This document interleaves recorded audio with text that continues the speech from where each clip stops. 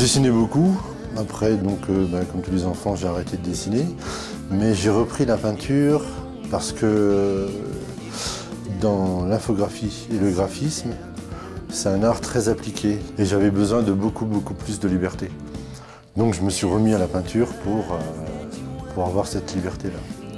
Cette liberté de couleur, de pulsion, de brutalité, de faire quelque chose de très brut et de beaucoup moins appliqué. Je ne fais pas de croquis à l'avance, je ne définis pas trop les couleurs, j'avance suivant l'équilibre du tableau et puis c'est une conversation avec le tableau.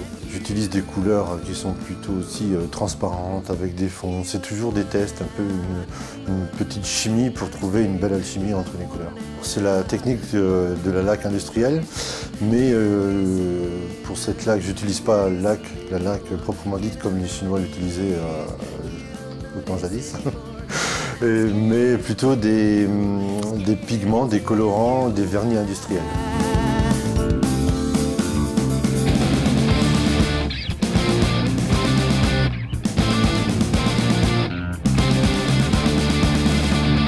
Chaque tableau, je le travaille comme une chose unique. C'était un besoin, un moment, une inspiration qui est là, je vais la traduire. Mais il y a des moments où on va dire, le fait de traduire peut se décliner sur plusieurs formats, sur plusieurs couleurs, mais sur un thème unique. Mais c'est quand même assez rare, j'essaie de travailler la différence. Tous ces chiffres qui se baladent, c'est aussi des références. Comme les produits industriels sont aussi référencés, normés, j'ai décidé de mettre des numéros sur mes tableaux. Alors contrairement à ce qu'on peut penser, c'est que tous ces numéros-là déshumanisent l'ensemble. Mais justement, moi c'est le contraire, j'humanise les tableaux avec les numéros. Parce qu'on est rattaché continuellement à tous ces chiffres, plaque d'immatriculation, adresse, numéro de téléphone. Voilà, on est toujours attaché à tous ces numéros-là et on ne peut pas s'en défaire, qu'on le veuille ou non.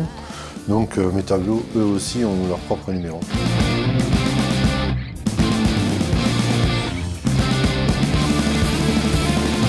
Je faisais des portraits qui se rapprochent assez de ces sculptures, des portraits de gens assez effacés.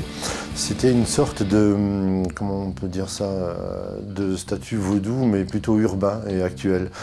J'aimais bien ce côté un peu vaudou et lisse, et où on ne peut pas définir le caractère plutôt masculin ou féminin de la chose.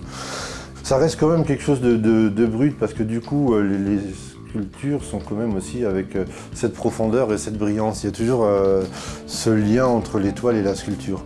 Les sculptures sont un peu plus noires, surtout celle-ci, puisque ça fait appel à l'humain, on n'a que des visages et des visages plutôt martyrisés. L'installation, par contre, aussi les installations ou la photographie, ça c'est en développant simplement ma propre culture. J'ai appris à connaître l'art et à utiliser aussi l'installation comme un média à part entière.